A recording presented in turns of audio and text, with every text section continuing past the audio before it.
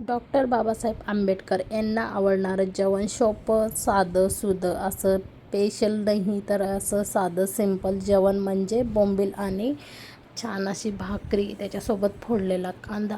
बघू शकता आज आपण रेसिपी बघणार आहे. आता बोंबील साफ करून घेतलेले, तर मी तावा ठेवलेला गॅसवर. छान अशा आपल्या मिरच्या भाजून घ्यायच्या, मग तेल टाकून थोड्याशा भाजून घ्यायच्या, त्या एका साईडला काढायच्या. लगेच त्याच ताव्यामध्ये आपल्याला बोंबील टाकायचे. बोंबील छान असे गोल्डन कलरला भाजून घ्यायचे, लगेच काढून घ्यायचे. आता खलबत्ता घ्यायचा आहे, खलबत्त्यात छान अशा मिरच्या घालून घ्यायच्या, लसूणच्या पाकळ्या आणि भरपूर सारी कोथिंबीर, चवीनुसार मीठ छान असं ठेचून घ्यायचं आहे बारीक. आता बघू शकता, तर लगेच आपल्याला बोंबील टाकायचे. बोंबील पण छान असे भाजून घ्यायचे. बघू शकता बोंबीलचा इतर ठेचा छान असा कुटलेला आहे. आता तव्यात तेल घालायचं आहे.